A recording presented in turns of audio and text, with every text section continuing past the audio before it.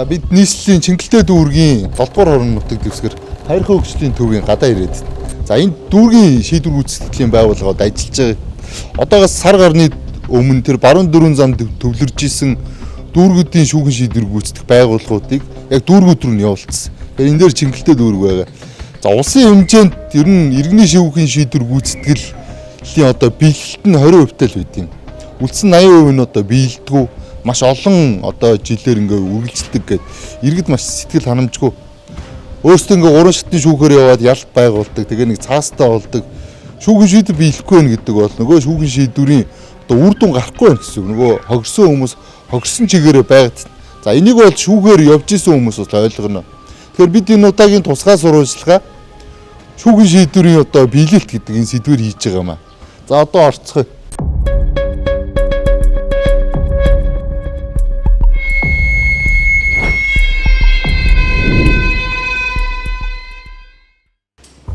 Сайн байна. Иглээс явж байгаа юм. Хамбатар дахтаа болчихсон.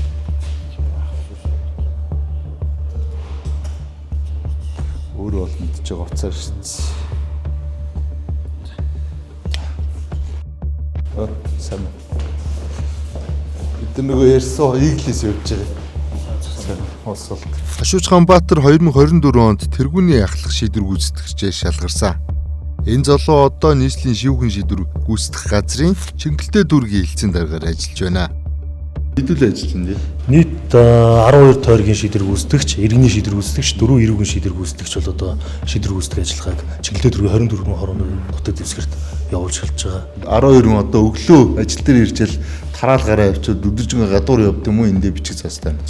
За манайх нөө байгууллагын дотоод журмаараа даваа гараг болгон бол иргэдийг хүлээж авч иргэдийн санал хүсэлт өргөдөл гомдол за мөн төлбөр төлөгчөөс тайлбарлын төлөв авах холбогдох бүх мэдээллийг авдаг.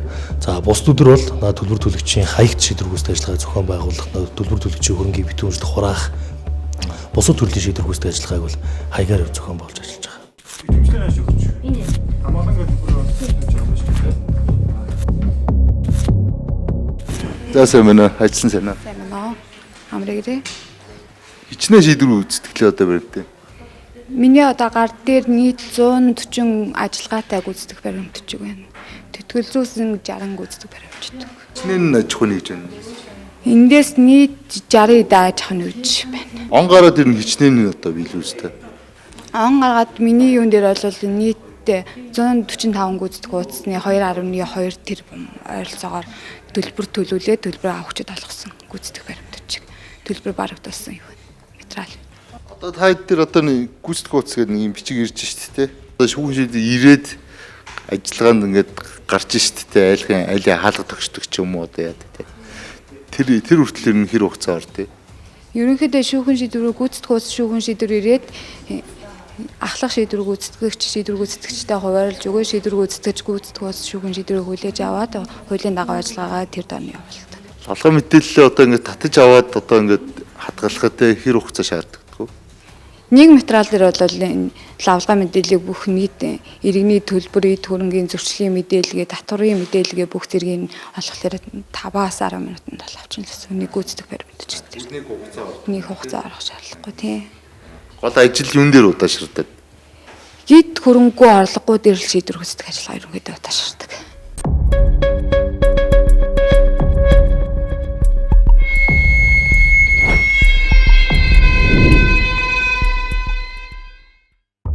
Шийдвэр гүйцэтгэгчид ажлын ачаал өндөр, цалин багаас гадна 2017 оноос хойш гүйцэтгэлийн урамшуул авах болжээ.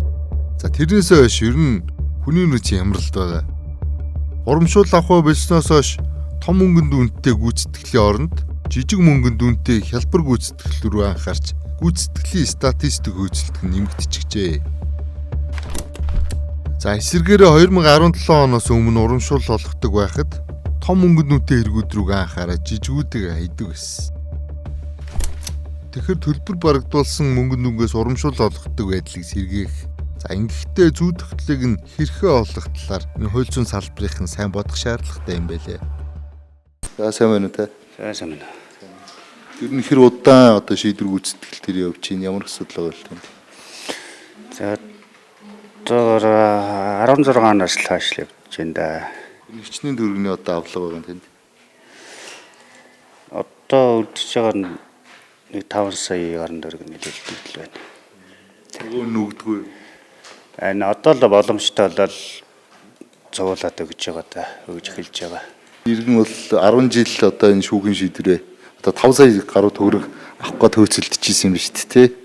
5 сая төгрөгийг өгөх ёстой үн нь болохоор одоо орлогогүй иргэн байгаа гэсэн юм уу? Эсвэл орлоготой байгаад бусдад мөнгө төгрөгөө шилж үзсэн юм уу? Ер нь ингээд ажиллагаанаас сухтаа явуулсан юм ямар ч юм. Тухайн төлбөр төлөгч маань өөрөө нөгөө өмнө нь одоо энэ төлбөрөө авах жахаа өмнө төлбөрийн дараалалтай байсан. Манай төлбөр төлөгч маань болохоор одоо 3 төлбөртэй 3 дахь төлбөр авахч маань одоо энд бас ингээд сууж байна. Тэгээд өмнөх 2 төлбөр нь бол төлөгдөж дууссан байна. Мөнгөтэй болсон гэдгийг нь та чинь яаж мэдсэн? Эсвэл цаад хүн хэлсэн юм. Лавлагаануудаараа нийгмийн татгал төлж эхэлсэн. Тэгэхээр одоо нөгөө тухайн ажиллаж байгаа аж ахуйн нэгжтэйгээ холбогдоод тухайн иргэнэ олоод төлбөр төлөгчөө олоод дахиад цалин орлогоос нь төлбөрийг төлүүлж эхэлсэн байна. Эсэг бас олдохгүй байсан. Чи одоо хүмүүс нь олдохгүй байгаад идэх гээд нь шүү дээ. Хаягн дээрээ байдгүйгээд тэр хүмүүсийг одоо яаж олдъё? За уусаа шүүгэн шийдвэр үүсэх тухай хуулинд төлбөр төлөгчийн хаяг тодорхойгүй тохиолдолд эрен сурчлах дасгаараа эрен сурчлах ажиллагааг шийдвэр үүсгэх ажиллагаа эхэлнэ. Тийм манайх өөрөө эрен сурчлах хэлцтэй. Эрен сурчлага ажил дээр ямар одоо хүндрэл нь гардыг? За хаягийн асуудал байдаг.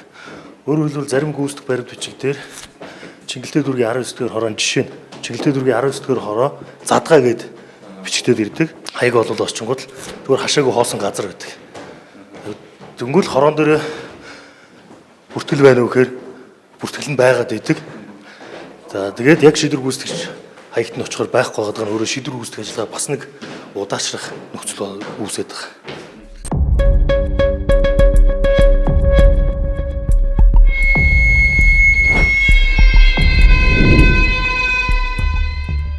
За Ахмад Хүрлээгөө Чингэлтэй дүүргийн гүйцэтгэх баримт бичиг цахимсан хар үтсэн ажилтан. За өрөөнөөсөө бараг өдрийн цагаар гарахгүй.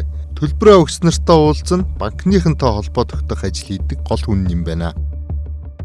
Хангаж хатны бүртгэлийг хийгээд ахлах шийдвэр үүсгэж хүлээлгэж өгдөг. Тэгээ ахлах шийдвэр үүсэх 3 өдөр шийдвэр үүсгэж ажиллаа үүсгэх тогтоолоор үүсгдэг. Шийдвэр гүйцэтгэгч тухайн төлбөр төлөгчийн арилжааны банк дансыг битүүмжлэх хасалт хийх тогтоол үйлдэнэ. Тэр тогтоолыг бий явуулдаг. Яг арилжааны 11 банктай захимаар харилцаж байгаа. Одоогор энэ хэдэн баримт байна? Хэдийн гүйцэтгүүлээд юм те? Энэ жилийн тухайд яг Чингэлтэй дүүрэг дээр болохоор 1300-аад гүйц баримт ирж байна. 1200 гаруй. Өмнөх жилийнхаас бол 300 гаруй гүйц баримт арай илүү ирж байна. Жилдээ өсөөд ийн үү ер нь тогтмол нормал юм. Ер нь л өсөж байна. Ихэвчлэн ямар төрлийнх байдیں۔ Ихэвчлэн ер нь нэхэмжлэх тал нь банк ус хуулийн этгээд талтай л. Яг иргэд хоорондын маргаан арай бага. Аппликейшны зээл мэйл нэлээ орж ирдэг. Тийм тэдэрчин бол дийлийнх нь ер нь эзэлж байна. Цөөхөн мөнгөө төлдөггүй, хүний өрийг барагдуулдаггүй, аппликейшны зээл, банк усын зээлээ хаахгүй зогтдог олон гэрээний үргээ биелүүлдэггүй олон компани байдаг. Тэд нэг л өдөр шүүхий хаалга татна. Шүүхийн шийдвэр гарчгаад байхад ухамсараа төлөхгүй бол шийдвэр гүйцэтгэгч нар гэрийг нь олоод очно. Дэслэгч Ариун Заяа 2025 онд дотоод хэргийн их сургуульд өгсөн шинэхэн боловсон хүчин байна. Түүнийг өр барагдуулах ажилдаа явахад нь бид хамт явсан юм аа. Айл руу явж шүү дээ.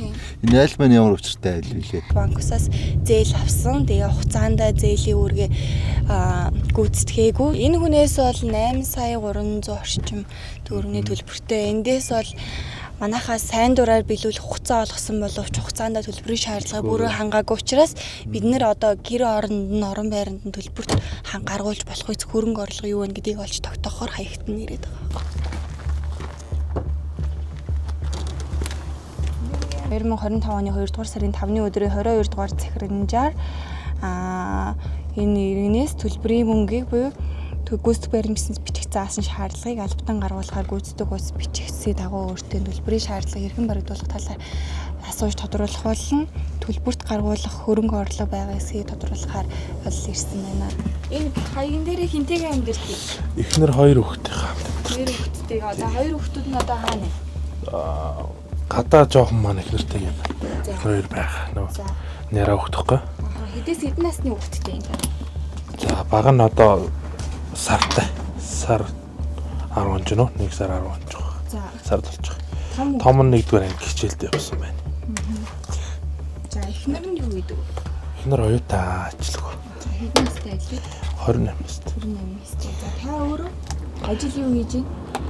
Би нэг дуудлагаар нэг гарагт очиж ажилт шуурхай юм ажил хийдэг. Дуудлагаар хамгаалагч хийдэг гэсэн үг л дээ. Тийм асуудал бол очдог. Өөрт чинь шийдвэр гүйцэтгэгч нь болохоор хаягийн дээр нь өмнө хэд удаа ирж исэн байна. Тэгээ ирэх хэрэгтэй 2026 оны 4 сарын 23-ны өдөр ихтэй шүүгэн шийдвэр биелүүлэх мэдээллийг 2026 оны 4 сарын 28-ны өдрийн дотор биелүүлээрэй гэсэн зарлан дуулах мэдээлэл олсон. Шүүгэн шийдвэр биелүүлэх хугацаатай мэдээлэл олгосон байна. Яагаад энэ хугацаанд төлбөрийн асуудлаа шийдээгүй одоо үргэлжлүүлсэн байгаа юм? Тийм бас мөнгөний болжоод байхгүй болчоод тэгсэн юм аа. Хуваараа юм хийгээд сартаа 94-ний орлогоо л явж байна. За 1 сая 500 сая 800 орчим болж байгаа. Өрхийн чинь нийт зарлага хэдэн төгрөг вэ? Нийт 2 хүүхэд бол их нэргээд За 900 сая 200 мянга өдрөг нэг хоол хүнсэнд тэгэл түрээсэнд нэг 300 энэ тогны мөнгө 150 200 мянга гэмтэр л. яагаад тогтоосон хугацаанд төлбөрийн асуудлыг шийдэлгүйгээр манай дээр ингээд албатан гаргуулсан Тийм анх би нөгөө нийгмийн даатгал төлдөг байсан. Одоо нэг 4 жилийн өмнө. Тэр газар маань ажиллуулж исэн газар нь зогсоод одоо тэр компани ажиллуулж исэн газар зогсоод тэгээ ер нь бол бүгд ажилгүй болсон байхгүй. Тэгээд тэр үед нийгмийн даатгалаар л авсан юм л да. Утас л авсан юм л да. Тэгээ одоо тэр нөгөө нэг банк бусан шүүхэн шийдвэр рүү өгсөн. Тийм тэгэл өнөөдрийн дотор яаж хийж байгаа хоёулаа тодорхой хэмжээний төлөлтийг яралтай хийх хэрэгтэй байна. Тэгэхгүй бол энд чинь цаана чинь таны учир байдал шалтгааныг ойлгоод бид нэр хуцаа олгоод ингээ за яах вэгээ хараад байвал биднэрт бол нөх амир нэг юм тэр чинь их ач холбогдолтой биш ч гэсэндээ цаана чинь төлбөр авахч гээл ба ирээдүйн капитал гээ банк бусчин өөрсдөө хохирчоод байгаа. Энэ хүмүүсийн их ашиг ийм удаан хугацаанд зөрчигдөөд яваад иж болохгүй. Тэгэхээр энэ хүний хүмүүсийн буюу байгууллагын их ашиг ингэж удаан хөндөхгүй тул хоёлоо төлбөрийн мөнгнөөсөө төлөлтүүдийг бол нин даруул хийгээ явмаар байна. тийм өнөө маргаашд нь л одоо мөнгө олоод яаж ийгээ зохицуулаад төлөхийг бодно. Ойлгож байгаа шүү. Эндээс авсан юм байна. Тийм утасны лизингээр аваад тэрний хүү нөссөөр агаад ерөөхдөө ийм хүүний дүнтэй хүрсэн тэрийгээ төлж чадаагүй. Одоо нийт төлбөрийн хэмжээнээс нэг 3 сая орчмыг бол төлсөн байгаа. Тэгээ үлдэгдэл мөнгөний манахаас төлүүлээд албатан гаргуулад хөрөнгө дээр юм хий гэхлээр нэр дээр нь хөдлөг болог хөрөнгө байхгүй учраас бид нэр бол ингэж өөрсдөө одоо тайлбар мэдүүлэг авах те төлбөр мөнгө яасан ингэж хойнуудаас нь ингэж өцөлдөж авахсаар арга болчиход байгаа юм. Ой сануулаад бас нэг ихтгэлцлийн төвчнөл ингээ ойлголцоос олж байгаа юм. Тийм та ирэхгүй ч гэсэндээ бид нараас өөрсдөө яваад очих бас боломжтой. Зөвхөн шийдвэр гүйцэтгэх ажиллагаа манай байгууллагын энэ хашаан дотор явагддаг хаанч явагдах боломжтой шүү гэдэг үндснээс бид нэр өөрсдөө үртэл хурж ирээд ажиллагаагаа явуулдаг гэсэн.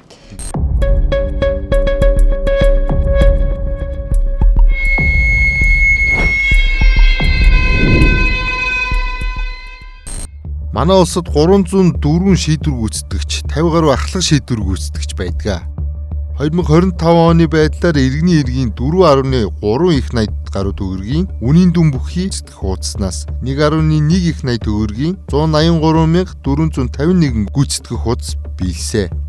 Харин 3.4 их 80 төгрөгийн 83,212 гүйцэтгэх хуудас нь биелэгдээгүй үлдсэн. Тодорхойлболт иргэний шүүхийн шийдвэрийн биелэлд мөнгөн дүнгээрээ ердөө 21% байна. Түнчлэн дотоод гадаадын арбитрийн шийдвэрийн 70 орчим хувь нь биелэгдээгүй байна. Эрүү иргэн захиргааны шүүхийн шийдвэр бол харилцан адилгүй биелэлттэй байдаг. За энэ биелэлтийг үндсэндээ 1921 онд одоо тухайн үеийн шүүхийн амны захиргаанд байгуулагдчихсэн Гянда хороо гэж байгууллага буюу одоогийн 105 жилийн түүхтэй шүүхийн шийдвэр гүйцэтгэх байгууллага хариуцж одоо биелэлтийг хангадаг. Үндсэндээ 105 жил эрүү иргэн захиргааны шүүхийн шийдвэрийн гүйцэтгэлийг хангасан юм байгууллага байна. Эрүүгийн шүүхийн шийдвэр бол биелэлт нь ер нь тунд ажгүй. Хүн гэмт хэрэг хийлээ, яа шийдгүүллээ. За тэр үнийг одоо хорих байгууллагад хорилоо. За эсвэл нөгөө цахим гав үзүүлээ гэдэг ч юм уу. Захиргааны шүүхийн шийдвэр бас биелэлт нь дажгүй байдаг. төр иргэн хоорондын маргааныг шийддэг. Төрийн шийдвэр өөрчлөгддөг тийм. За иргэний шүүхийн шийдвэр бол тун эрвэхтэй. Тэр нь одоо энэ сурвалжлагын турш харагдж байгаа байх. Иргэн хоорондын за эсвэл компани иргэн хоорондын эсвэл компани хоорондын өглөг авлага дээр одоо энэ байгууллага тэр биелэлтийг хангах гэдэг ингээд ажилт юм. Яг практик дээр ямар асуудал гардаг вэ? Энэ талаар бид шүүхийн шийдвэр гүйцэтгэх ерөнхий газрын захиргааны удирдлагын дарга Хурандаа Нямган бас тодруулъя. За ер нь бол практик дээр өнөөдөр хоёр үндсэн асуудал бий. Нэгдүгээр хууль эрх зүйн хувьд бол нэлээд зөрчилтэй маргаантай. Хоёрдугаар үйл ажиллагаа. Үйл ажиллагааны хувьд бол одоо шийдвэр үүсэлт оногдож байгаа нэг гүйцэтгэгч оногдож байгаа шийдвэр үүсэлт ажлын ачаал 2-3 дахин өссөн. Жил болгон одоо шийдвэр гүйцэтгэгч нар дээр одоо шүүхээс 3-5 мянган гүйцэтгэгч шинээр нэмэгдэж ирээд идэг. Гэтэл одоо батлагдсан оронтой буюу одоо шийдвэр үүслийн оронтой батлагдаагүйгээс ачаал нэмэгдээд. Өнөөдөр манай шүүхийн шийдвэр гүйцэтгэх хууль маань нийт 27 бүлгийн 302 зүйлтэй. Энэ дээрээс зөвхөн иргэн захиргааны шийдвэр үүслийн ажиллагаатай холбоотой нэг 157 зүйл заалт бий. Энэ 157 зүйл заалтын ер нь 5.3% нь ямар нэгэн байдлаар хоорондоо зөрчилтэй гэдэг юм бус туйлдаа холбоод хангаагүй шийдвэр үүслийн ажиллагаанд саад учруул хөндрөлжүүл ийм зохицуулт байгаад байна. Тухайлбал одоо зүгээр яг би нэг л жишээ дурдъя л да. За компанийн дурдаад яг шүүхэд 8 удаа гомдол гаргаад 14 жилийн хугацаагаар одоо шийдвэр үүслийн ажиллагааг tutгалзуулсан байх жишээ. Тэгэхээр энэ нөрөө нөгөө шатандаа ингээд юм гомдол гарах эрхийн бүх одоо эрхээ этгээдүүдэд олгосон нь өөрөө шийдвэр үүслийн ажиллагааг удаашруулах, шийдвэр үүсэлт төлөхөөс зайлсхийх одоо ийм боломжуудыг олгоод байгаа нь өнөөдөр манайд маш хүндрэл байгаа. Тэгэхээр энэ байдал нь өөрөө хуулийн өөрөө энэ асуудал нь өөрөө манай шийдвэр үүслийн ажиллагаа болоод шүүхэд хэрэг зохиомлоор одоо нэмэгдүүлэх нөгөөдгөр манай шийдвэр үүслийн ажиллагаа одоо удаашраад байна. Энэ байдал хэрэгжихгүй байна гэдэг ингээд нэг нь буруу ойлгоод өгөх энэ боломжуудыг бүрдүүлээд байгаа. Шүүхийн шийдвэрийг сайн дураараа төлөхгүй сунжруулах сонирхол төлбөр төлөгч нарт боддоор байдаг. Шүүхийн шийдвэрийн 2022 онд 786 гүйцэтгэх хуудасаар 598 тэрбум орчим төгрөгийн үнийн дүнтэй хөрөнгийг битүүмжилж хураажээ.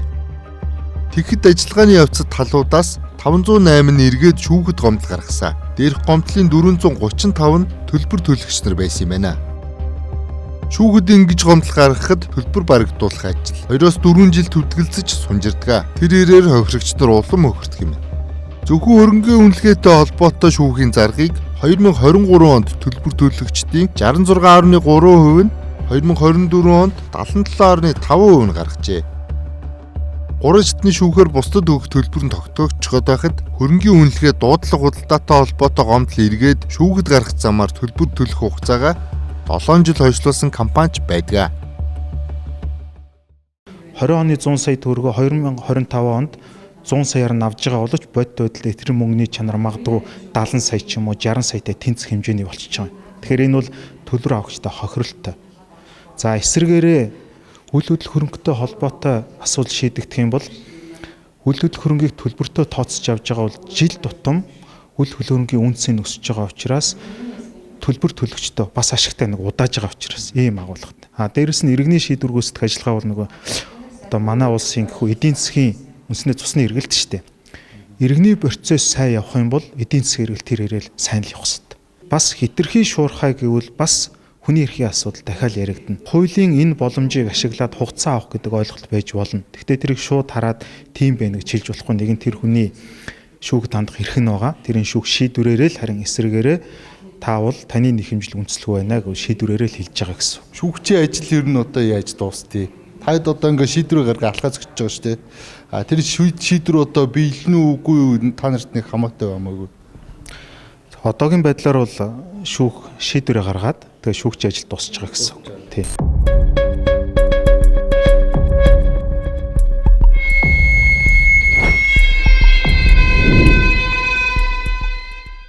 Иргэний шүүхийн шийдвэрийг бодиттой биелүүлдэг болох амлалтыг үе үеийн засгийн газар өгсөн. Хууль зүйн дотоод иргэн сайд нар энэ үрээнд хууль санаачилж байлаа. Одоо шүүхийн шийдвэр гүйцэтгэх хууль нэмэлт оруулах тухай хуулийн төслийг боловсруулаа. Шүүхийн шийдвэр гүйцэтгэх хууль нэмэлт оруулах тухай хуулийн төслийн Шүүхийн шийдвэр гүйцэтгэх тухай хуульд өөрчлөлт оруулах тухай шүүхийн шийдвэр гүйцэтгэх тухай хуульд өөрчлөлт оруулах тухай хуулийн төсөл болон Шүүхийн шийдвэр гүйцэтгэх тухай хуулийн шинжилсэн хариулга тун удахгүй орж ирнэ. Гэхдээ шүүхийн шийдвэр гүйцэтгэх тухай хууль иргэний хууль зэрэг бусад хууль тогтоомжуудыг хохирогч нарт ээлтэйгээр өөрчилж чадаагүй л байна.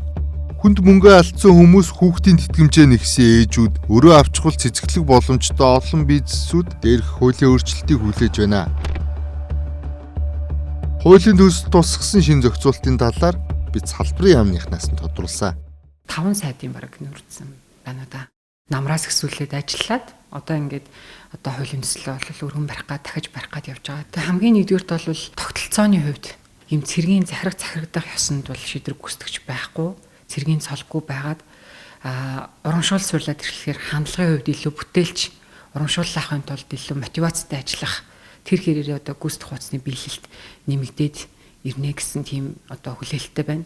Хамгийн чухал зүйл бол хувийн шийдвэр гүйцэтгэл рүү бид үе шаттайгаар шилжүүлнэ. Төлбөр төлөгч хөрөнгөө шилжүүлэх юм уу, нуух ийм үйлдэл гарах юм бол тэрийг нэн дээр таслан зогсоох.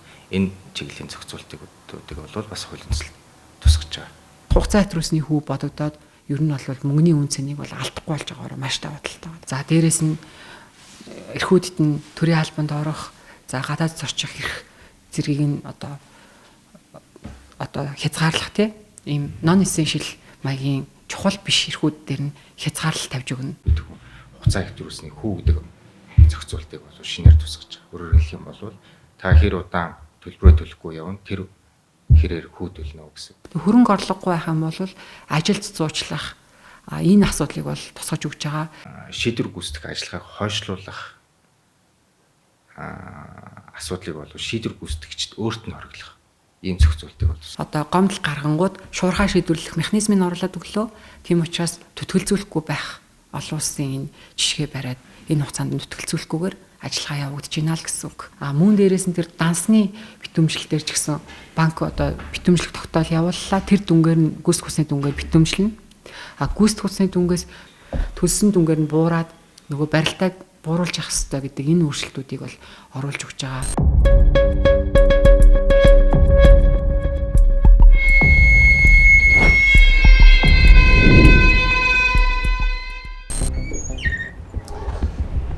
Хууль зүйн дотоод хэргийн яамны саяын 2 ярьцлага өгсөн даргын бүх ярьж байгаа үйлдэл энэ хуулийн өөрчлөлтийн асуудлууд нь үе үеийн сайдрын үед бас яригдчихсан.